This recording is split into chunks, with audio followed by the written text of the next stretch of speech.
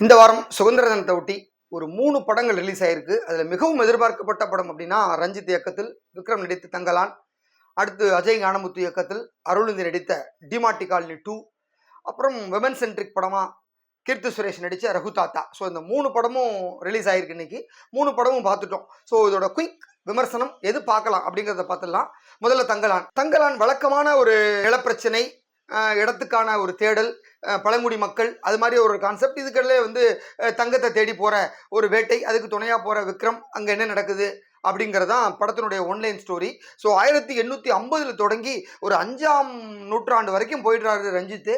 கடைசி வரைக்கும் அவர் என்ன சொல்ல வந்தாருன்னே புரியல. விக்ரம் வந்து தன்னுடைய உடல் மொழி, அப்புறம் வந்து அதோட கேரக்டர் தங்கலான் அப்படிங்கிற ஒரு கெட்டப்பில் அப்படி ஒரு பர்ஃபார்மன்ஸ் பண்ணியிருக்காரு. உண்மையிலே அவருடைய கெட்டப்பு, அவரோட வசன உச்சரிப்பு, பாடி லாங்குவேஜ் இதெல்லாம் பார்க்குறப்ப மிரட்டி இருக்கார். அதாவது முழுக்க முழுக்க முழுக்க இந்த படத்தை தூங்கி பிடிச்சிருக்கிறது விக்ரம் மட்டும்தான்.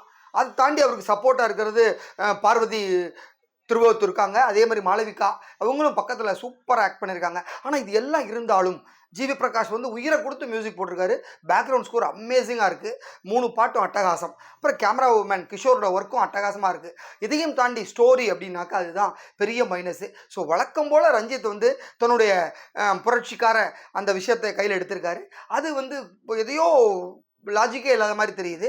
அதை தாண்டி பார்த்தீங்கன்னாக்க ஒரு ஃபேண்டசி படமா, இல்லை ஹிஸ்டாரிக்கல் படமா, இல்லை ஒரு ஹாரர் படமா அப்படிங்கிறத எந்த ஜேனரில் கொண்டு வரனே தெரியல. 3ஐயும் கலந்து கட்டி ஒன்று பண்ணி வச்சுருக்காரு. கண்டிப்பாக வந்து ஒரு ஒரு சின்ன எதிர்பார்ப்போடு போயிட்டு ஒரு ஏமாந்த ஃபீல் தான் இருக்குது. ஸோ இது தங்கலான். அடுத்து வந்து ரகு தாத்தா. ரகு தாத்தா வந்து விமன் சென்ட்ரிக் படம். படத்தோட டைட்டில் வச்சாலே தெரிஞ்சு போச்சு ரகு தாத்தா அப்படின்னால ஹிந்தி சம்மந்தமாக ஏதோ ஒன்று தான். ஏன்னா நமக்கு பாக்யராஜ் படத்தில் வந்த ரகு தாத்தா அதுதான் ஞாபகத்துக்கு வரும். அதே தான் படத்தோட கதையும். ஸோ ஹிந்தி திணிப்பை பற்றி ஒரு கதை. அதுவும் பார்த்திங்கன்னா சுதந்திரத்துக்கு முன்னாடியான ஒரு கதைன்னு சொல்லி எடுத்திருக்காங்க. படம் ஃபுல்லாக வந்து ஒரு ஹிந்தி பிரச்சார சபா ஆரம்பிக்கிறாங்க. அதற்கு எதிர்ப்பு தெரிவிக்கிற கீர்த்தி சுரேஷ். அவங்க எப்படின்னா ஒரு ஃபெமினிசம் பேசுகிற ஒரு பெண்மணி, அதை விட வந்து ஒரு ஆண் பெயரில் எழுதக்கூடிய ஒரு பெண் எழுத்தாளர். ஸோ அவங்க வீட்டில் பார்த்து வைக்கிற கல்யாணத்துக்கு ஃபிக்ஸ் பண்ணுறாங்க. அவருக்கு வந்து மனத்தில் வந்து பெண்களை வளரக்கூடாதுங்கிற ஒரு தாட்டோடு இருக்கார். அவங்கள எப்படி கைட்டி விட்டாங்க, அந்த கல்யாணம் நடந்ததா நடக்கலையா, அதுதான் ரகு தாத்தாவோட ஒன்லைன் ஸ்டோரி.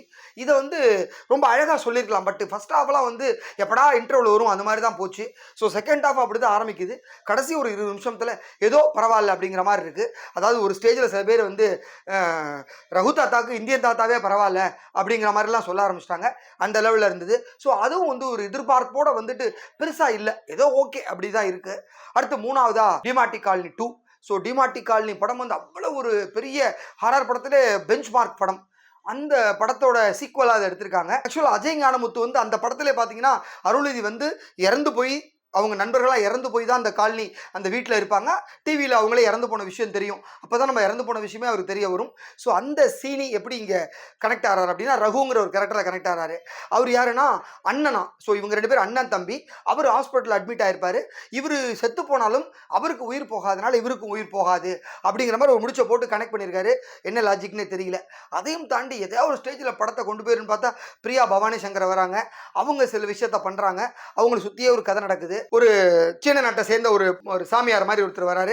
அவர் சில விஷயத்த பண்ணுறாரு. ஸோ அதையும் தாண்டி ஏதோ ரூபத்தில் கனெக்ட் ஆகும்னு பார்த்தா ஃபர்ஸ்ட் ஹாஃப் பரவாயில்ல, செகண்ட் ஹாஃப்லாம் உட்காரவே முடியல படத்தில். என்ன தான் பண்ணியிருக்காங்கன்னு தெரியல. அதுவும் அடி அடி அடி நடிச்சிருக்காரு ஷாம் சிஎஸ் மியூசிக்.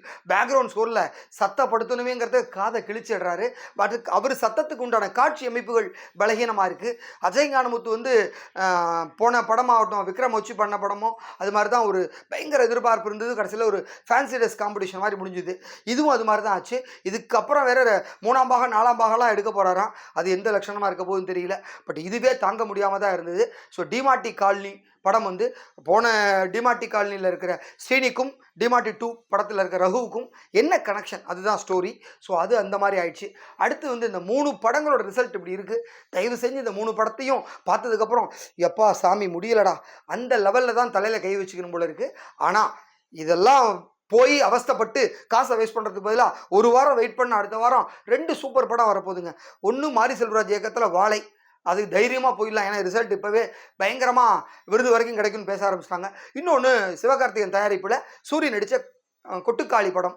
ஸோ அதுவும் ஒரு பல்வேறு நாடுகளுக்கு சென்று விருது வாங்கின படம். இந்த 2 படம் தரமான படமாக அடுத்த வாரம் வரப்போகுது. இப்படி இந்த 3 படமும் வந்து இந்த வாரம் ரசிகர்கள் ரொம்ப சோதனை கொடுத்துருக்கு. சுதந்திர தினத்தில் நமக்கு இப்படி ஒரு சோதனையா அப்படிங்கிற மாதிரி தான் ரசிகர்கள் பேச ஆரம்பிச்சிருக்காங்க. ஸோ இதுதான் இந்த 3 படத்தோட குயிக் ரிவ்யூ. நன்றி.